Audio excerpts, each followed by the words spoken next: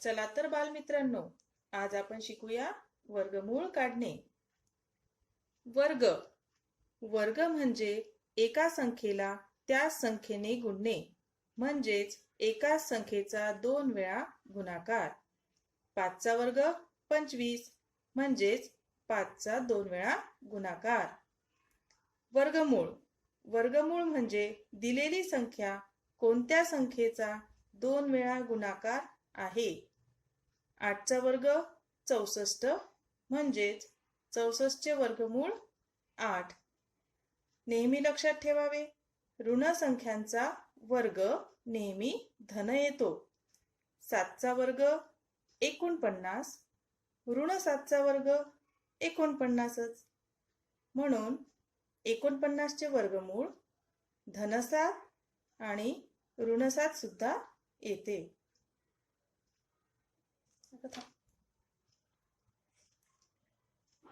सर्वसाधारणपणे आपण अवयव पद्धतीचा वापर करतो. वर्गमूळ काढताना आधी संख्येचे अवयव पाडून घेत असतो. 36चे अवयव पाडूया. 2 गुणेला 18, 2 गुणेला, आता 18चे पुन्हा अवयव 2 गुणेला 9, 2 गुणेला 2 गुणेला 9चे अवयव 3 गुणेला 3, 2 2चा गट, 2 गुणेला 2 मधून 2, 3 गुणेला 3 मधून 3, 3 दोन्ही 6, म्हणजेच 36चा वर्गमूळ 6. परंतु ह्या पद्धतीमध्ये बराच वेळ जातो आणि संख्या मोठ्या असल्या की थोडं त्रासदायक वाटते अवयव पाडण्यासाठी. म्हणून आपण काही सोप्या ट्रिक्स शिकणार आहोत की ज्याद्वारे आपण वर्गमूळ काही सेकंदामध्ये आणि कमीत कमी वेळामध्ये काढू शकतो. पहिली पद्धत, संख्येच्या शेवटी 25 असलेल्या पूर्ण वर्ग संख्यांचे वर्गमूळ काढणे. ज्या संख्येच्या शेवटी 25 आहे त्या संख्याचेच. पहिलं उदाहरण घेऊया. 7225. यामध्ये आधी 2 2चे गट पाडून घेऊया. 25चे वर्गमूळ 5. हे जे 72 आहे ही कोणत्या 2 क्रमवार संख्यांचा गुणाकार आहे ते शोधून घ्या. 8 गुणेला 9 बरोबर 72. यातील लहान संख्या घ्यायची आणि या 5 समोर लिहायची. हे आलं आपलं वर्गमूळ. दुसरं उदाहरण घेऊया. इथे सुद्धा गट करून घ्या. 25चा वर्गमूळ 5. 20 कोणत्या 2 क्रमवार संख्यांचा गुणाकार आहे? 4 गुणेला 5. यातील छोटा अंक घेऊन घ्या. 45. हे झालं वर्गमूळ. पुढचं उदाहरण घेऊया. इथे सुद्धा गट करून घ्या. 25चा वर्गमूळ 5. 42 हा कोणत्या क्रमवार 2 संख्यांचा गुणाकार आहे? 6 गुणेला 7. यातील लहान अंक घ्या आणि 5च्या समोर लिहून घ्या. 65 हे झालं वर्गमूळ.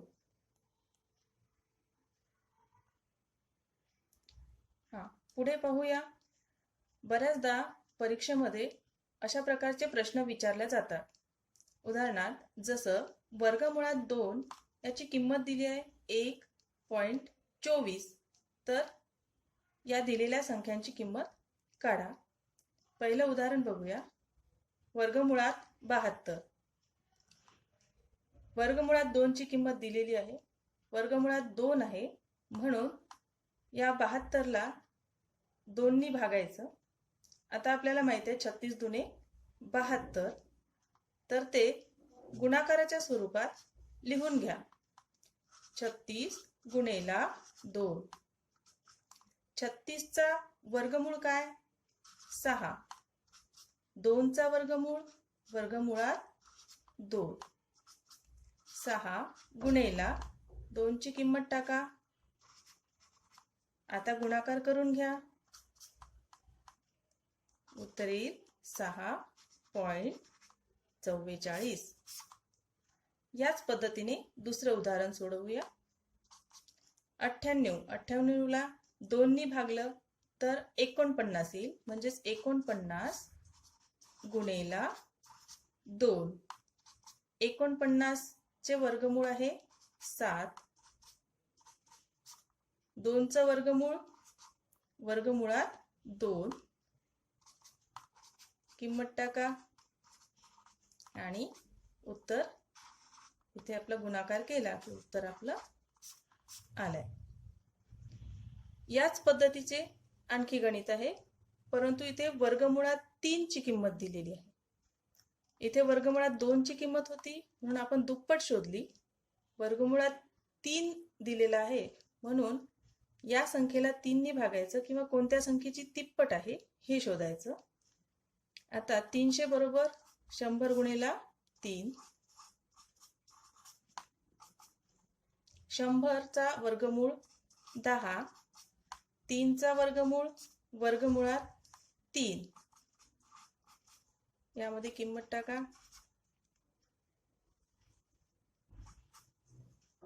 आणि उत्तर येईल 14.2.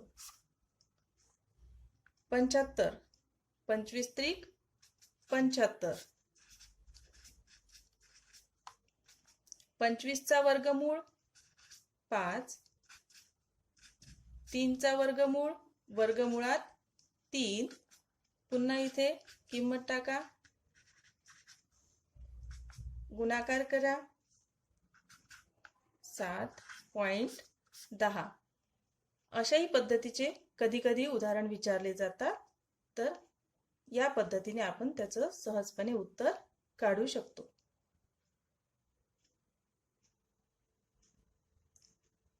पुढील पद्धत बघूया. पुढील ट्रिक्स बघूया. अंदाजाने पूर्ण वर्ग संख्येचे वर्गमूळ ठरवणे. कोणत्याही पूर्ण वर्ग संख्येच्या एकक स्थानी 2, 3, 7, 8 नसतात.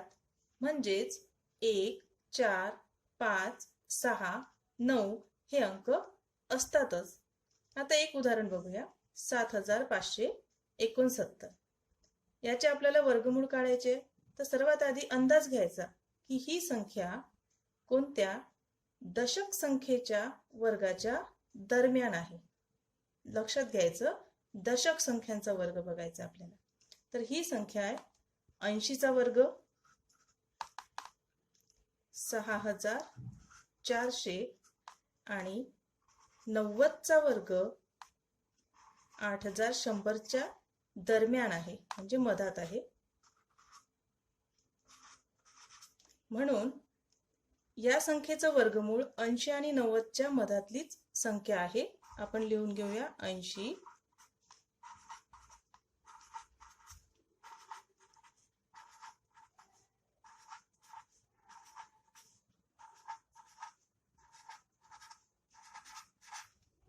या संख्यांमधीलच एक संख्या या संख्येचे वर्गमूळ आहे. यानंतर संख्येच्या एकक स्थानची संख्या बघा, ती आहे 9.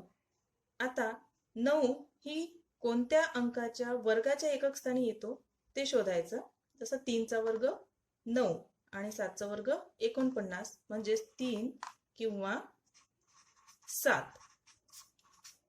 म्हणूनच आपला हा जो वर्गमूळ आहे हा 83 किंवा 87 आहे.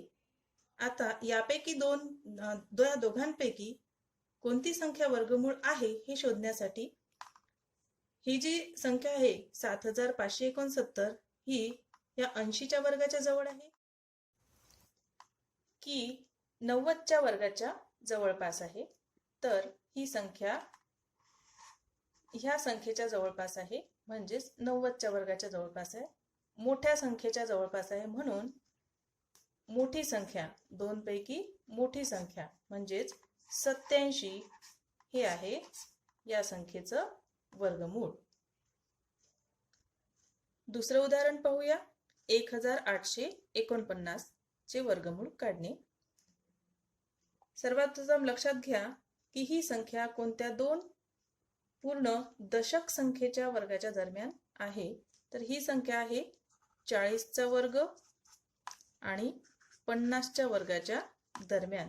40चा वर्ग 1600, 50चा वर्ग 2500, त्याच्या दरम्यान ही संख्या आहे. याचाच अर्थ असा की या संख्येचे वर्गमूळ 40 आणि 50च्या दरम्यानचीच संख्या आहे.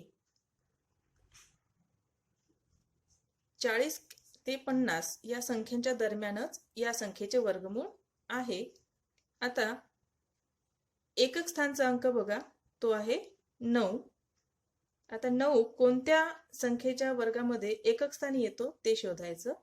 ते आहे 3 किंवा 7 या संख्येच्या वर्गामध्ये एकक स्थानी 9 येतो. 1849 ही संख्या 40च्या वर्गाच्या जवळ आहे की 50च्या वर्गाच्या जवळ आहे हे पहिले आपण बघूया. तर 1849 ही 40च्या वर्गाच्या जवळपास आहे. 3 किंवा 7 आले होते म्हणून एकक स्थानची संख्या 3 किंवा 7 म्हणजे 43 किंवा 47 या दोनपैकी एक संख्या वर्गमूळ आहे.